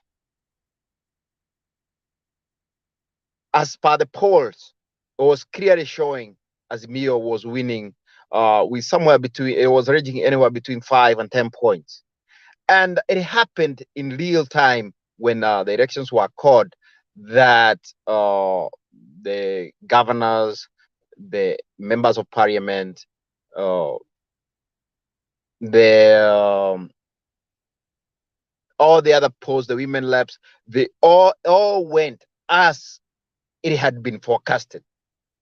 Only the presidential behaved differently. And it was a red alert, it was a red flag. Immediately we saw that, we knew something is not going right. When we saw all what it was happening at the bombers, we knew something is wrong. I have had the opportunity to read some of the comments that some of the leaders, some of the panelists, some of the people in the background have written, and I have noticed some who are thinking and saying that this is they seem to think that this is a joke. Whatever these panelists in this forum they are talking about is like a joke. Whatever meetings that we have had, the rallies that have been there in Kamkoji and in Jacaranda, they're some kind of a joke. And I got bad news for you. This is not a joke. This is not rehearsals. This is final. The tribal card that has been played along, and it's something that we have seen it in real time. We have seen Ruto, who has I prefer calling Mwizi Ruto or the Hyena Ruto or the Bwana Zakayo Shuka. We have seen how he has demonstrated prior to this government, he was able to do 99.9% of his share of the 50% of the Jubilee government to be of his tribe, the Karajan tribe.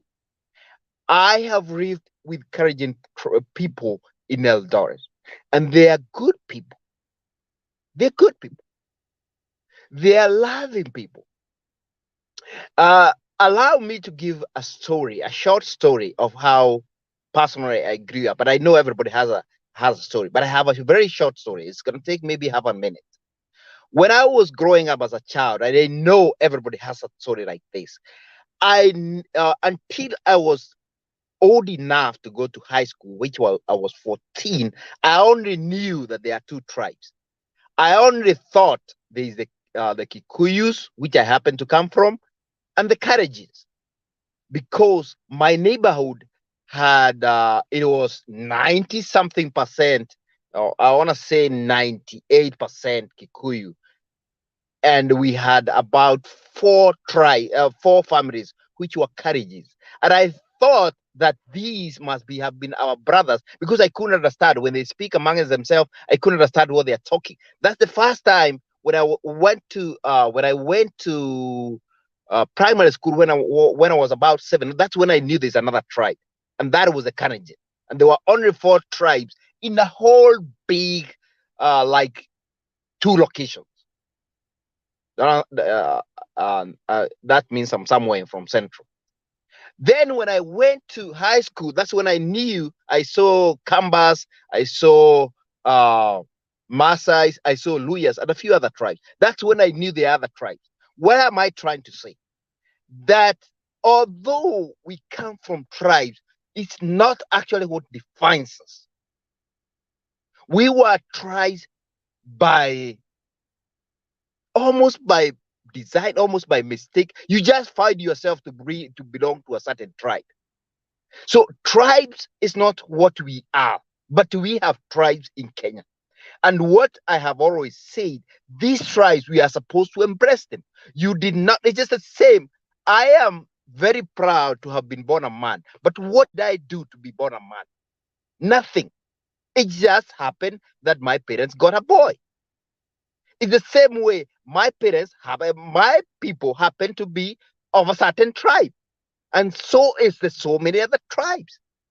So when the president wants to show the country that a certain tribe should be the only one to get so much, and he's gonna get another tribe, like, this is something that we should be able to talk with without any fear. You cannot tell me that the country, like Kenyan with Love was trying to say, is only made up of Kikuyus and Kalenjins. These other tribes which we happen to be the same country. So there's no point that we should even be thinking of seceding. God made us to be where we are as a country for a reason. So we should remain one country, one love, and we should ask for our light. Where I come from, we had a saying. And the saying was going, excuse me, I'll say it in my language because I don't know how to say it. Like, and let me say it in Swahili. Mwizi mwenye haja shikwa ni mula chake. So that it can be more clear. Mwizi mwenye haja shikwa ni mula chake. Ukisha shikwa, the ball game changes. So it's like this. Where kuna mwizi ameiba ng'ombe yangu, ameiba buzi yangu, lakini sijui ni nani. So as long as he has that cow, as long as he has that goat, the goat is his. But the moment we know, ng'ombe ho, kube ng'ombe igona remba, kube ng'ombe igona Kenya with the love, guess what? The goat is no longer yours. The goat returns back to the owner. And what I'm saying is this. Until we did not know that the elections were stolen, the president belonged to resist. Yes. I was keeping to the Kamoja. Please hold your thought. I'm so sorry. Msimamo, you're going against the channel's rules and everything. If you cannot come back to your screen, we'll kick you out. Continue. Yes, thank you. So we know who won, and neither the government of Kenya, neither Zakayo Shuka, neither Chebukati have said that the results that were brought by the whistleblower, they are incorrect. So we have given enough time for them to say something. They haven't. So we are now where we are going. Kuna mtu tu kidogo alikuwa anazungumza naye, sikuwa sitaka nimwogope. All right. Now where we are going is to claim our goat, is to claim our cow. How much? We know iko kwa nyumba gani. Iko kwa Zakayo Shuka. Sini fees moja hii and we are going for it. And I want to say the same sentiment that one of the panelists, I think it was Tony PK, said that we are at the point of no return. And why are we the point of no return? Hiyo account umepewa ya banki inasoma nini? Stone PK, we can hear you. Payment bill 522522. Akanipa account number. Alafu akaniambia you forward me the bank SMS. Stone PK. Hakuna account name. Moderator, you can meet Stone sasa ndio inapatia hizo. I think hizo details. Cooperative andika. na You Equity mute walimu. mic. KCB What's ndio happening? nitajua leo. That was so simple. Can you ask Tony PPK to turn off his mic? Thank you. Now, like I was saying, we know buzi yetu iko wapi, tunajua iko kwa Zakayo Shuka. So the only option that is left is we are going for the goods.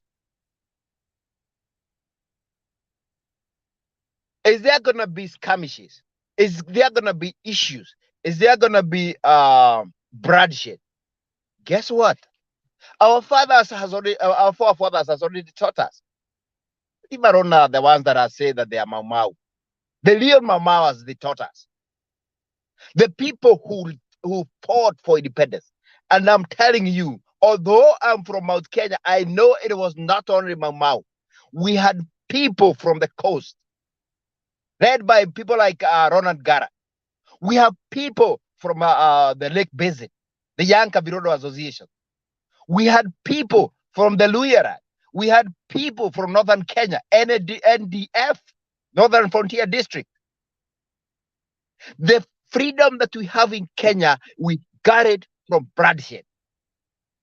And it is, I will repeat something that I said here a while ago. Today, as we speak, people are dying in thousands from hunger. So either way, people are going to die from hunger, from what Zakayo Shuka is doing to the country today. People are dying. So we can all we can do is whoever is gonna die, whatever is gonna happen, let it happen. But we're gonna claim the victory. And this victory is not for Kenya. This victory is for the world. Is for Africa. Kenya, with the African map, the world is looking. All the eyes are trained in Kenya. Watu wote wanaangalia Kenya itaperform namna gani. And the guys are gonna tell you, the Gaddafi that was killed by the Western has come back and is in steroids. His name is other than Raila Odinga. On steroids. And there's no stopping.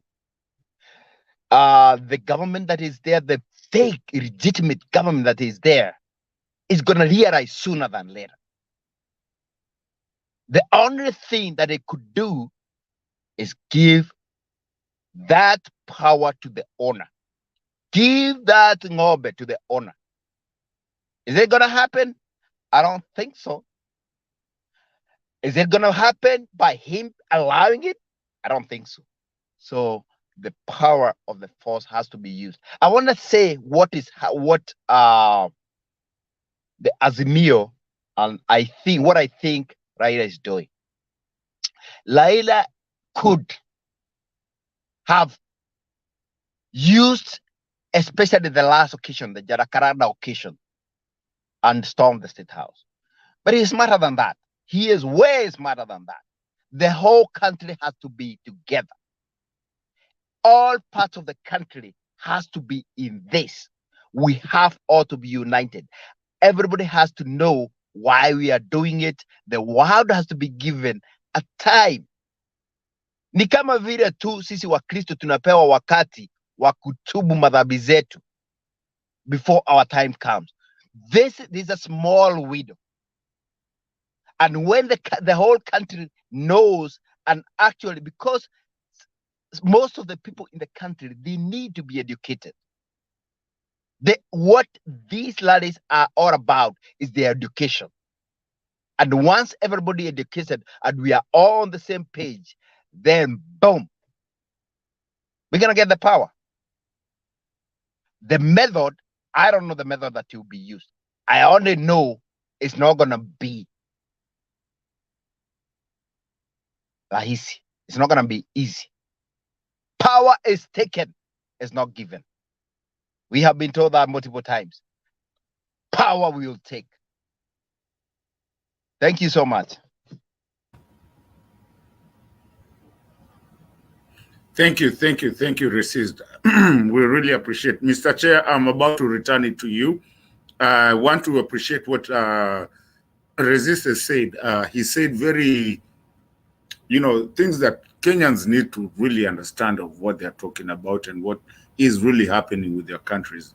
Now, here's the funny thing about what Mr. Resist has said, is those who want to be tribal, I want them to ask Mr. Resist what tribe he is before you say that, because we need to be prideful of the tribes that we come from. That's a Kikuyu that actually has said that. So by the time we start having people like in Ruto and the Oscar Sudis coming to divide us, and the people trying to divide us in the tribal lines, we need to understand why something that was being called Azimio la Umoja, which means the Declaration of Unity, why it was there and what it means, Azimio la Umoja. We have a Kikuyu here, proudly. I know you're proud to say that. You just told us. Yeah. So you have a Kikuyu here telling you that he's standing on the other side, and you want to tell us that whole Kikuyu side was taken by the votes, because we know it's a lie. And some of us know it's for a fact that they never voted the way you're trying to tell us. With that having been said, Mr. Chair, nilikuwa nimeshikilia tu kidogo, Mr. Demba. I'm so sorry, my big boss. Pole. Nilikuwa nimeshikilia tu kidogo, na juu ulikuwa umeenda maybe kasapa kidogo hivi. Endelea, pole dadi. Acha mimi niko chini. No problem, not a problem. Actually, naona msimamo ndiye amefika, so we want to start having our closing remarks. I'll give msimamo time before, but let me acknowledge some people that I've seen, new arrivals in the comment section. Favored King, sikuwa nimemwona. Brian Richard, Kevin Ochieng, sikuwa nimemwona. There's also Charles Agwaru, sikuwa nimemwona. Chakandune, Rose Paul, na wengine wote. Asanteni sana. But let's hear msimamo. Mr. Chair, pole kumisbehave. Chakamdume ndio msimamo. Oh, ndio yeye. Haya, Chakandune, hebu toa maoni yako kabla tuanze our closing remarks. Yes. Asante sana ndugu yangu Themba. Unajua pia ni muda na na furaha zaidi kukupata leo za wa moderator hapa. Ni siku nyingi. Nadhani hujambo, na mimi Chaka vile pia si jambo. Then pia vile siwezi acha kuuliza kumsalimia ndugu yangu hapa PK na mdogo wangu hapa Kenya with love, vile pia Resist, na pia kando yangu sitoweza kumwacha rafiki yangu kipenzi zaidi mzalendo, ambaye yeye ni mzalendo lakini sasa tofauti na hilo jina maneno sasa zalendo, but haina shida, ni mwenzetu ambaye pia tunaweza kusukuma hili gurudumu pamoja hapa kuweza kuwaelimisha ndugu zetu wa Kenya ni wapi tunaenda na ni kitu gani tunafaa kukifuata na ni njia gani sahihi ambayo itaweza kutulikomboa hili taifa letu. Kwangu mimi sitakuwa mwingi wa maneno juu tangia juzi jana sijisikii vizuri, lakini kukosa hapa ni kambe ndo najiongezea ugonjwa zaidi. Chebukati ni mfamaji, aachi kutapatapa. Chebukati ni mfamaji, aachi kutapatapa. Kwamba sasa hivi ana nguvu ya kuweza kumwambia baba toa ushahidi na nakupa na siku, kabla hizo siku kama hujafanya hivyo basi nitakuonyesha kwamba mimi ni nani, maana nitajaribu kulipeleka mahakamani. Tunaenda mahakama ipi? Hilo ni swali ambalo lazima tujiulize wa Kenya. Mahakama ipi ama mahakama zipi katika Kenya hii? Mahakama ambazo zimekuwa state capture, mahakama ambazo tunaziona tayari kwamba ziko under mkono wa mtu. So Nashangaa siju kama akipewa kweli hii evidence ni nini sasa, what next kwake? Je, atayahama nchi ama tu atakufa kiholela kama kivuitu? Sasa hilo ni lake, but haya mimi hayanistushi, wala Mkenya mwenzangu unayetazama, yule yuko hapa, yule ambaye yuko kwenye comment section na wale wanatufuatilia zaidi. Haya ya Chebukati kutaisha ushahidi yasikuwababaishe, kwa sababu what I do believe, baba haezi zungumza maneno yake matupu, na kwa kadri ya ukweli unapojitokeza, basi wengi huwa na mchecheto, hubabaika. Na ndiposa ni Chebukati pamoja na timu yake ya keke washaanza kuingia mchecheto since walipoona haya maneno sasa ya Kamkunji, ya Karanda na yale ambayo yanaendelea hapa yameanza kuwapa kizunguzungu, wasiwasi.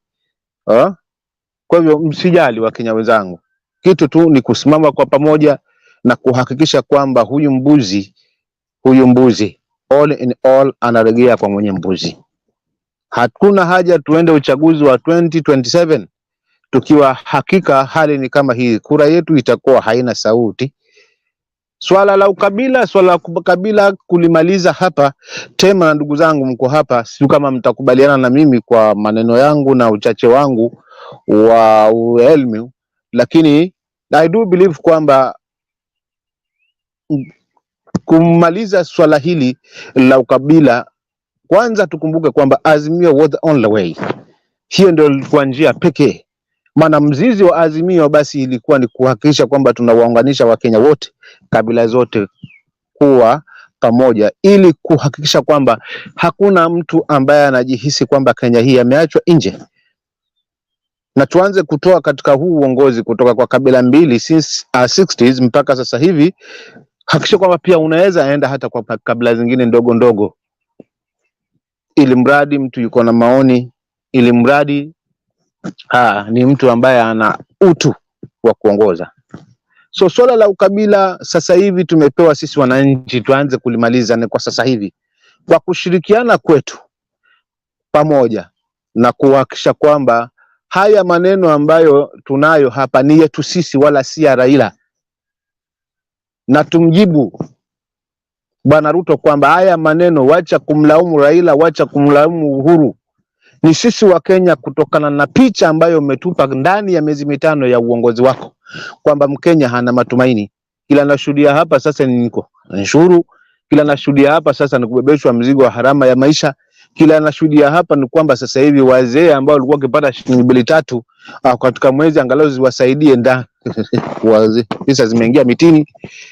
Vijana wale walikuwa wanafanya kazi mtaa at least pia wanategemeo, ili kuepukana sana na masuala ya ukora, masuala ya kujiingiza katika anasa. Imeshaenda, haijulikani ilipo. Swala la pesa za kina mama hakujulikani zilipo.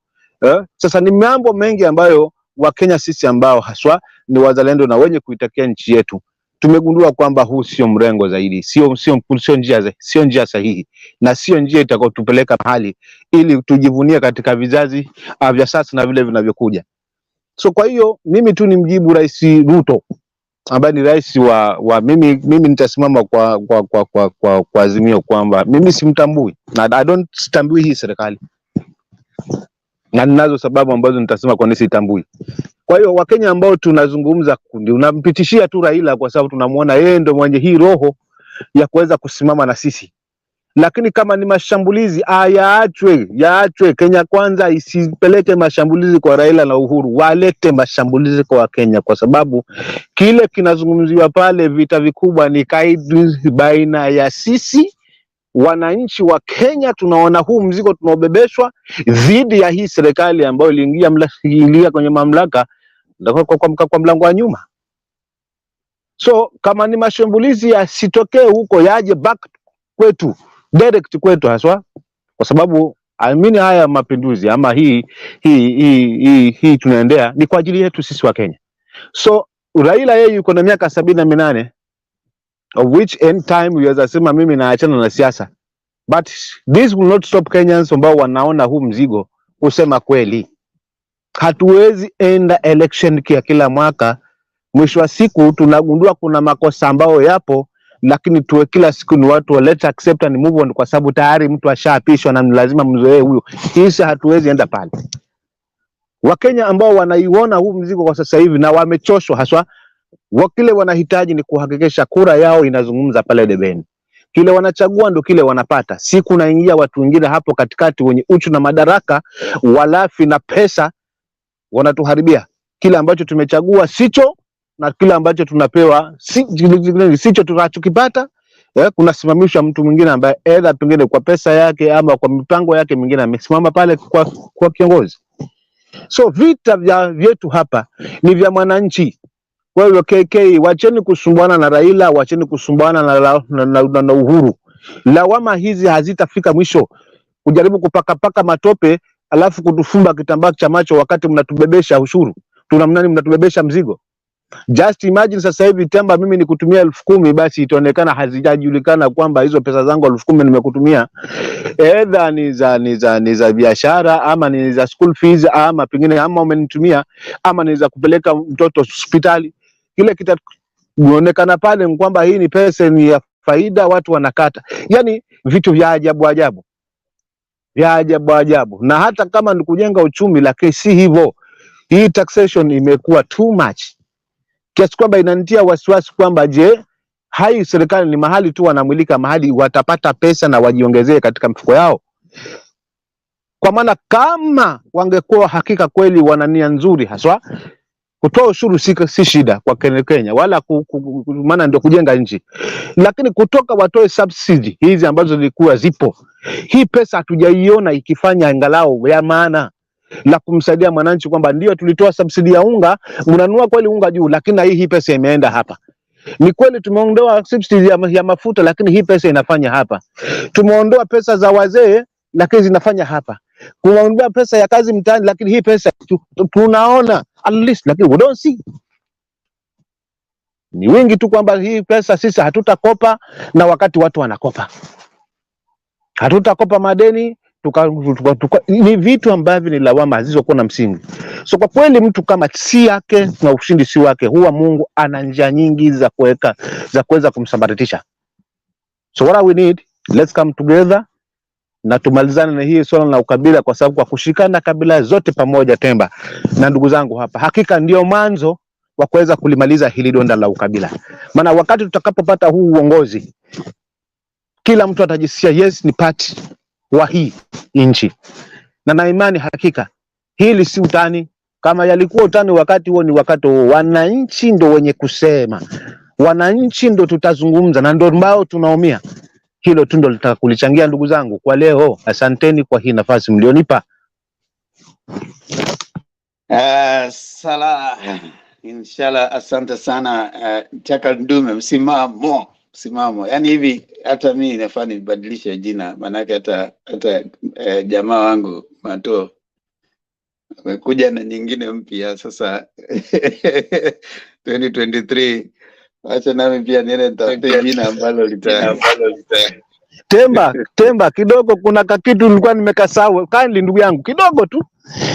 Hapo tu malamu umengusia msimamo. Msimamo ni jambo la msingi zaidi, ndio maana mimi nikaamua kuweka hili jina la msimamo. Hakuna venye sisi tutaweza kusonga mbele haswa kama one Azimio, kama hatutakuwa na msimamo. Msimamo wetu ndio kitu kitakachokupeleka mahali.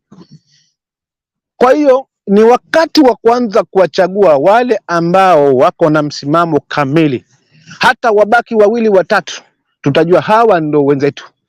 Lakini nashangaa kuna wale ambao bado wanayumba, yani mguu ndani kwa hii serikali ya Venezuela na mguu mwingine uko pande wa Azimio.